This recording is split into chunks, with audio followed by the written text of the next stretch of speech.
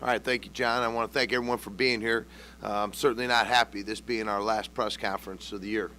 Certainly, our mindset is about having a November, December tradition here, and that is to get to bowl eligible and being able to be in a position that we see Kent State in Northern Illinois.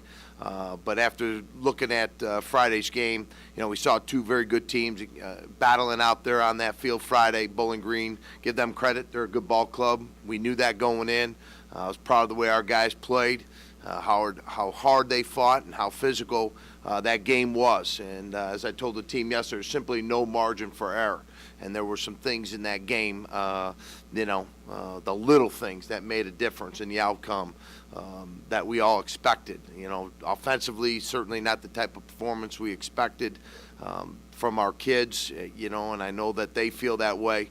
They challenged us. It's some 8-9-man box and some press coverage, and we weren't able to move the chains and do some of the things that I know our offense is fully capable of doing.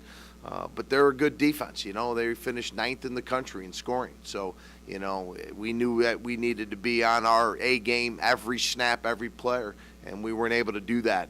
Defensively, I'll tell you what, I couldn't be more proud of a group of guys that really improved. Probably one of the best defenses that we've seen in this league since that Northern Illinois game. When you look at this particular game, first play of the game, we intercept the ball, and we talked about setting the tone. Nigel Johnson, what a tremendous effort by him. He had 2 interceptions for the day.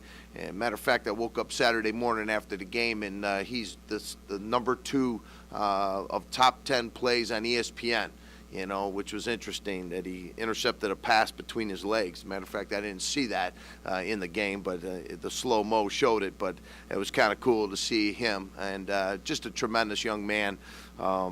And then Kobe Way's interception, what a huge impact in the game. That put us in great field position.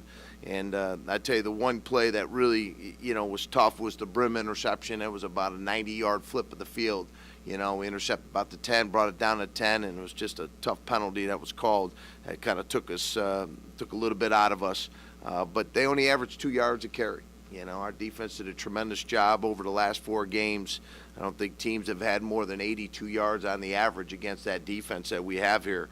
I'm very excited about it. I tell you, the one play that they had a lot of success going into the game, they were averaging over 6 and 7 yards a carry on their counter pull play, and we held them to -7. They ran the play 9 times and held them to -7 yards with 5 TFLs. So, Coach Stepp and the defensive unit, real gutsy performance. Special teams, that unit has really improved tremendously for us. Adam Redden had a second week straight that he blocked a punt. We needed that early on. We weren't able to capitalize in it, but Stephen Means blocked a huge second quarter field goal, and he's done that this year. A couple of solid returns by Houston and Jimmy Gordon. It was just we nailed every single goal that we had going into this game on special teams and won the hidden yardage. So I really felt, good about the outcome in those 2 areas. We just didn't perform well enough offensively, and that was a tough thing. We wanted to get to 5 wins, though the positives of this football team is being able to win 3 out of the last 4. I think it's important to note that, this team, there was a stretch early on and midway through the season that this team could have quit. They could have just said, hey, we're done. And they didn't do that. And we never saw it all year. And it started in Georgia. I'm looking at Georgia playing for an SEC championship game, and, we opened up our season between the hedges, in a tough condition environment. I told the team yesterday, look at where they're at. Look at UConn. Western Michigan beat UConn 2 years in a row. We beat Western Michigan this year, and UConn upsets Louisville, at Louisville. And you look at Pitt. Look what Pitt did. It took Notre Dame, who's congratulations to them. Going to the national championship game, but had them in 3 overtimes and missed a field goal. It could have ended their run. So it's a small margin. There's very little margin for error. But we had Pitt. That was probably one of their lowest offensive outputs of the year. We held them. So there's a lot of exciting things going on with our football program. Very determined about moving it forward, and certainly I open up to any questions anybody may have. Well, Jeff, obviously, you bring back a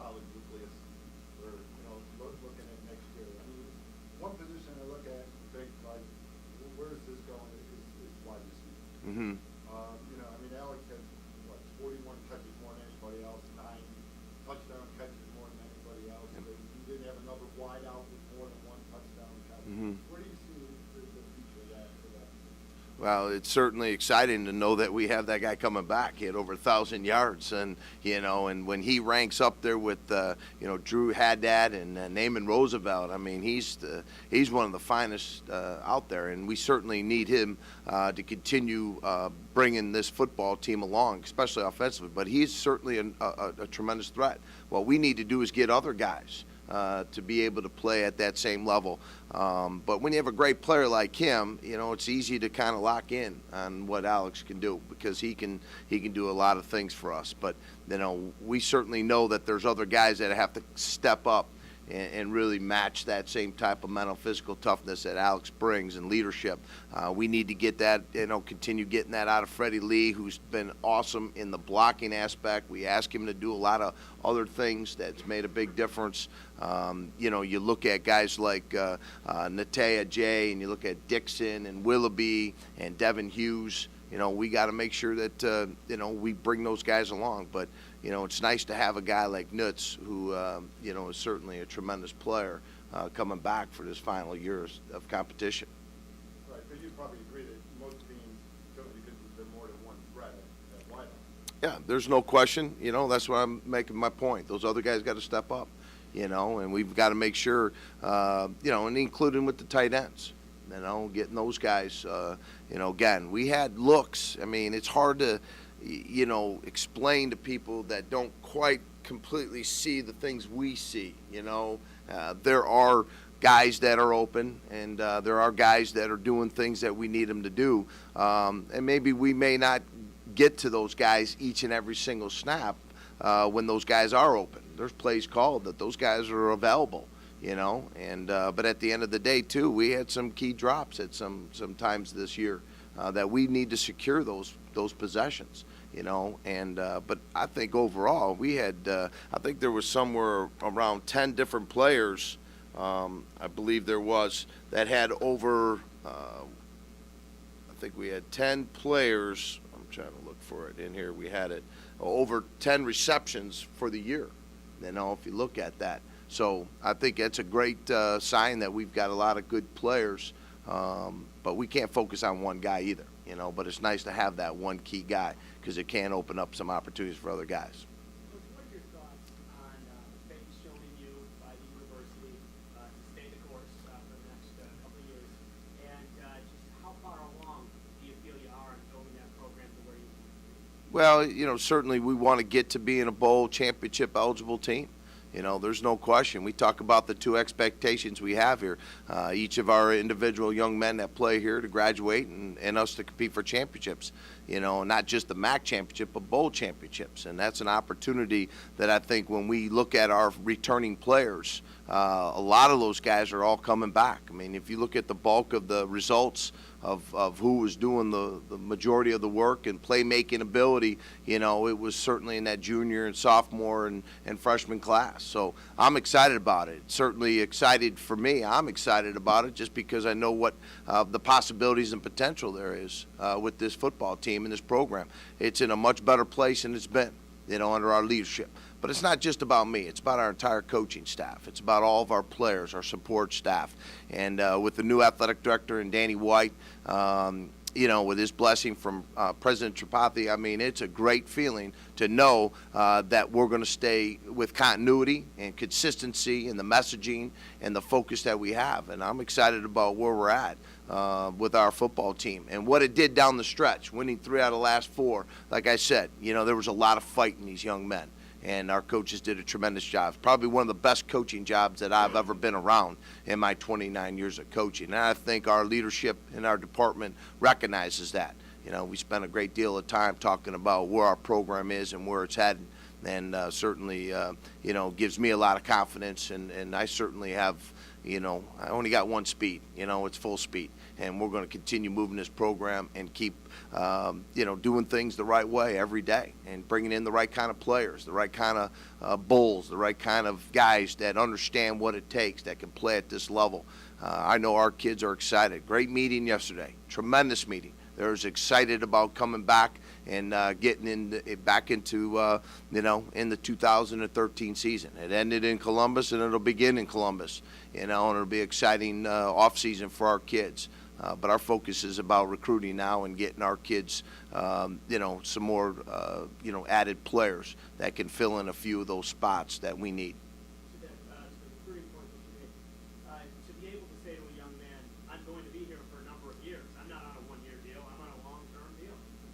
Is that something that helps get in the door? Absolutely. I think any parent, any recruit, they're educated consumers. They understand, look, bricks and buildings don't change people's lives. People do, and it's important that we have that ability to say, look, you come here for the next 5 years, and we're going to see you through it. And certainly right now, I couldn't be more proud of the way we've been able to secure that opportunity for these future Bulls that are going to be coming in. Next 2 weekends are dedicated towards official visits, and we're booked. So there's a lot of kids that are excited about seeing what we have to offer, what I'm about, what our program is about, our coaches, our players, because they can see and sense where this program is and where it's heading. It's heading in the right direction. The first time in your tenure, you'll bring a returning quarterback back. How much does that help the progression of your offense? Yeah, it's big, to have 4 of them actually, with Joe and Alex Zordich and Tony Daniel and Colin Michael. We've got all 4 are winning quarterbacks. They all have the ability, and it's going to be exciting to see how their off-season development takes place. And they're going to have absolutely. I told Don, our offensive staff, Coach Wood, I want all 4 of them to understand that, they're going to have an opportunity to challenge for that spot, and that's the right thing to do. But we certainly know who's been there for the last 4 games and done a great job. I think this last game, I think Joe will learn a lot from it, and certainly it wasn't to his liking, to the kind of performance that he had. He knows he's got, more work to do, but he helped us win 3 key games in critical situations. And I know Zordich is chomping at the bit to have an opportunity to, get himself back to where, he started this season and then see where these other 2 guys, in terms of where they are in their development. But the more those guys return and the more continuity you have, the better you're going to be. Would there be any thought to, if Zordich isn't your guy, when you look at what kind of athlete he is, and so to move in him? Well, right now I'm not. No. At this point, that's not even part of the conversation. I do appreciate your question because you're like me, whatever it takes to secure wins. You have a lot of good players in your program, and I've always been open-minded, not just at that position and that particular individual you're speaking of, but all of our players. We've done a great job in terms of making sure, I think it's been, in my 3 years, 12 players where we have asked them that, look, we can get you on the field a little bit quicker, and more often. And, and that's been a tremendous, tremendous lift for our entire program, that guys recognize the team and where they're valued. And I think that's certainly something that you always look at, but not at this point with Alex Zordich in terms of change in position. You had last year a full season of Brandon Oliver, and certainly showed what he could do. This year you had a little bit more than half of the season.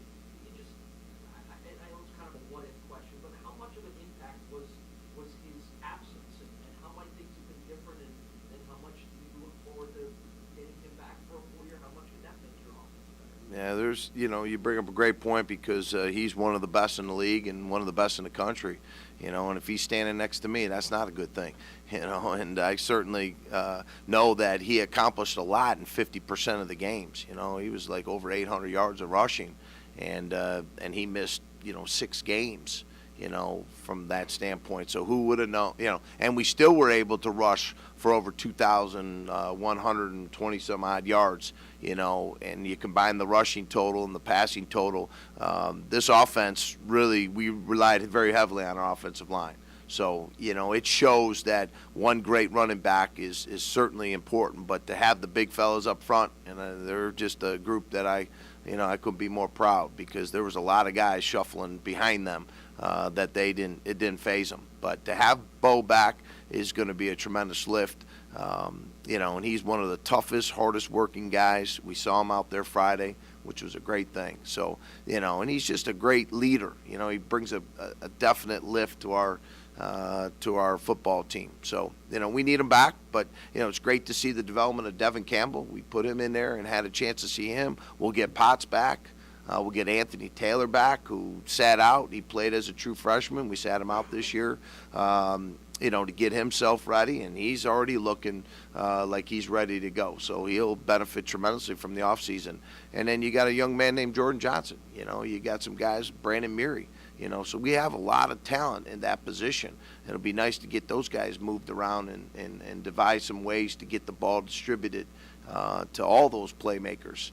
But Bo's going to be the guy tackle to tackle, and he's just a tremendous player. So it'll be exciting to get him back and see if he can. If he goes all 12, he'll compete for being the single season rushing record that, or the season or career rushing record that Starks held. An opportunity to, learn the system, be somebody that, will go out there and practice the right way and learn the system of offense, and when he gets his cracks in terms of carrying the ball, catching the ball, special teams is going to be another area where he's going to have to step up and take notice, that's how guys get on the field. But those are the things that I'm looking for. Plus he's a young guy. He was redshirted this year. He's still got 4 years of competition. So there's an awful lot of football ahead of Jordan, and we certainly are excited about having him and seeing where this offseason can take him, because he's a good, thick, big, physical kid. He's got a lot of, a lot of good understanding about the game. He's got instinctive nature to him, and I'm excited about seeing where he's at when we start suiting it up and padding up in the spring, and then where he's at all summer and then fall camp, and be ready to help us in whatever capacity we need, whether it's a kick returner, punt returner, special teams, being in a role where he can help us in backup duty, with some of the quality guys that we have in our running back position. I'm going to guess from what you said earlier, is your intent to have your coaching staff back? Always. Absolutely. They worked extremely hard, as we all did. It was a collective effort, by our coaches. And I tell you, this is probably one of the finest coaching staffs I've been around.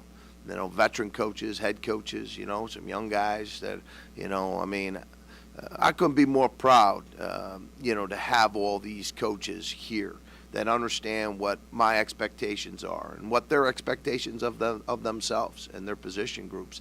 And that's important, because change is never easy, and certainly I've gone through it the last 2 years. First year it was on the offensive side, the second year was on the defensive side. But, they know how I feel about them. And, certainly I'm excited about, bringing them all back. But, they're all out on the road recruiting, so I know they're all in UB gear right now, and we're excited about getting them back here for the next couple weeks.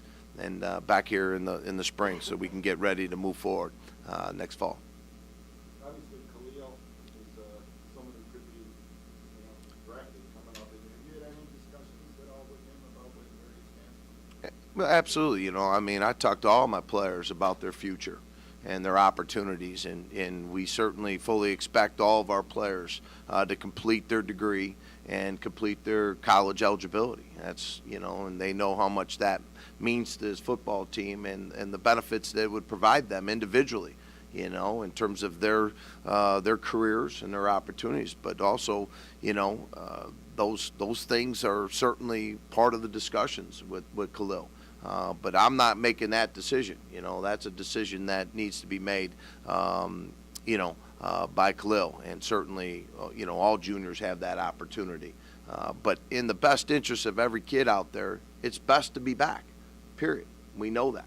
The success of all those kids are to be back, and that's what we fully anticipate. Of the 6 seniors that you lose, 2 of them on the offensive line, 2 of them on the defensive line. Talk a little bit about who some of the players that you see kind of ready to fill those gaps, or what some of your thoughts are on filling for those 4 guys. For the offensive line, it'll be like Dylan Guy, Jake Silas, John Kling, Bobby Blodgett, on the offensive line. We have a lot of good players coming back to fill the spots that Graham and Gio vacate. Defensive line, I mean, you got to look at Bo Bachtel, Dalton Barksdale. You've got a couple other young guys, these true freshmen coming in, Albert McCoy and Max Parisi, I think are definitely guys that we looked at and we redshirted this year that will be able to give us some play, coming in the spring. So, we feel good. It's tough to lose a guy like Steven Means, there's without a doubt. But, to lose just Steven, I think with Sicoli coming back, he made some big-time plays in that game Friday. We feel very good about that line, that defensive line. And then only really losing, Willie Mosley, who had the most significant amount of time at the linebacker position. But you get Skinner back, you get Stockman back, get Kari Brown back. There's a number of guys. This young freshman, Waylon Fink, is going to be activated, in a short period of time to get out there. So, we've done a very good job, in my opinion, of bringing in good quality players, spread out so all positions. We don't get hit like we did 2 years ago where, the 4 starting DBs all graduated and we have anybody coming back. They were all brand new starters. So, I've always had the philosophy of making sure you do a good job of looking at your junior, sophomore class when you're recruiting for those seniors who vacate those scholarships to make sure that you have good balance. I want a couple freshmen, couple sophomores, juniors, seniors mixed in at every position. And it's starting to stabilize itself right now. So you don't hear of a lot, you don't hear all D linemen graduating or all secondary or O line. There's a couple guys graduating. So I feel good about that, Next year, you faced some healthy competition early on the Ohio State University. Is that a good thing to take that competition right You said healthy. I mean, this schedule this year, I think it was brought to my attention, it was the 6th toughest schedule in NCAA football this year in Division 1A. And then it climbed up to 2nd. When you look at, the quality of competition, that speaks volumes to what it should be able to do for your football team and to give those kids that exposure. You look at Ohio State, I mean, they're an undefeated football team this year, and I'm sure they got a lot of guys coming back. I haven't quite dissected their roster and position by position just yet, but, I know Coach Meyer and Coach Hinton on their staff and Coach Eddie Werner. It'll be a great challenge, but it'll keep us focused, all off season long. Hopefully we'd like to, do a little bit better in our non-league aspect. That's tough, but you're gonna have to line up against Ohio State, Baylor, UConn, which is 3 of the 4. So those are all tough ball games or ball clubs to compete against. But if we're going to do this thing the right way, we've got to play against the best competition. But I think it helped us. When you look at it, it was great to say, look at gentlemen, you walked off the field at halftime against Georgia, 1 possession away from a team competing for the SEC. I talked about UConn. You talk about Western Michigan. Western Michigan was just a team that last year was playing in a bowl game. Miami was 2 years away from, 2 years out from winning a MAC championship. And then you look at where Kent is in the BCS. I think they're 17th. Northern is 21st. I mean, what a year for the MAC. So, but it's all good competition and it's healthy for our kids. And we want those kind of competitors that come here that want to face and compete against that type of competition. But it was tough in the beginning. I'll be quite honest with you. There was without a doubt. And then with injuries. But our kids hung together. And that's what I'm most proud of. And our coaches did. And it made us a better football team as we got closer to the end. We fought to finish. And that's what they did for each other. Speaking of big-time programs, the amount of time you spent around Brian Kelly, is there any, did you expect him to have this much success this early in Notre Dame? Well, let's say this, okay? People are just now figuring it out. I knew it back in 1989, okay, when I first went to Grand Valley and I first got a chance to meet Brian. And I've said it all along. I spent 15 years with Coach Kelly at Grand Valley, and then after those 15 years, had plenty of chances to make moves, and I chose not to. For various reasons, family reasons. I wanted my family to stay together. I liked the community. It was a great university. We were winning. We were doing things. But we didn't win a national championship until 2002, and we started together in 1989. So it took us a few years to get to that spot. But I saw it in Brian all along. And he's one of the finest in the business, and people now are realizing, how good he really is. But it's not about one guy either. He's got a lot of his coaches that I've coached with at Cincinnati and Central Michigan with him. So there's that continuity piece that you talked about, which is critical. When you're trying to do things the right way, because everybody's on the same page.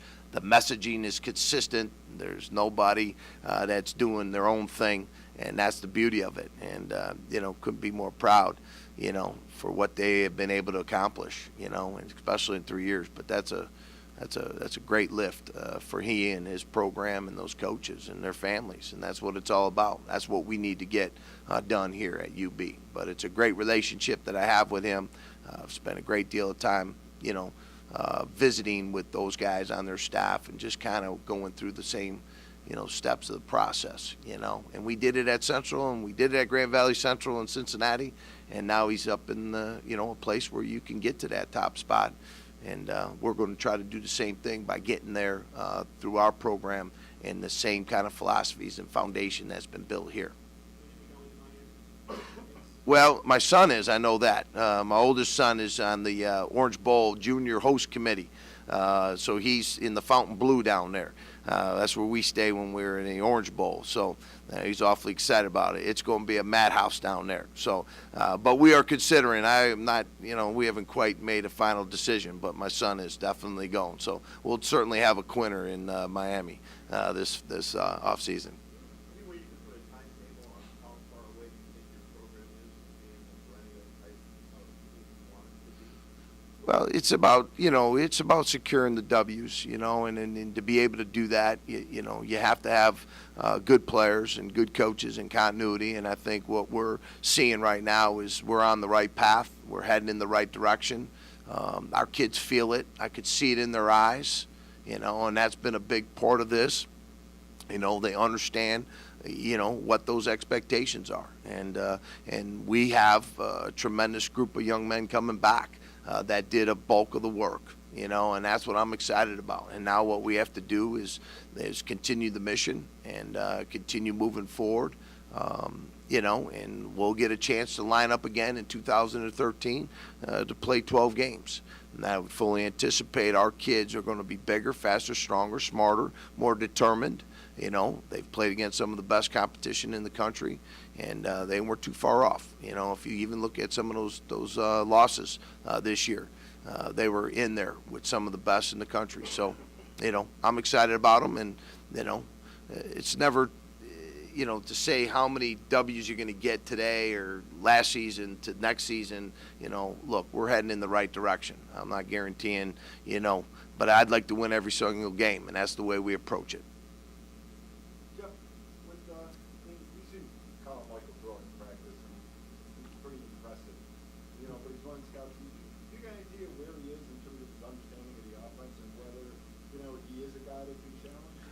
Well, you have a great point, because I think that's what Mondays really benefit these kids. When we come back after a game, we go back out on the field and we practice our true freshmen with some returning players, that run our system of offense. It's our calls, our signals, all the coaching. Our coaches coach those kids. And, when you see him compete, he's got a good understanding of a limited, we don't give them the whole package on Monday, certainly, but there's a limited amount of things that we expect them to know that are kind of the core plays of what we do systematically and structurally, and he's handled that well. What'll be exciting to see, if he utilizes the time like I expect Colin to utilize, it'll be exciting to see him out here this spring, and I'll have better understanding of how much does he truly understand the game, the system, the speed of the game. It's a little different when you're wearing a red jersey. We all know that, and where you're not a live guy out there. But we'll liven those guys up again this spring, to give him a chance to be able to see the speed and know how to handle it, and I think that's going to be a big, big step in his process of development. So, you see him every day. I do. I mean, I couldn't be more happy to have him in our program. He's a big-time player, and I can't wait to see, where he can take himself and help this team.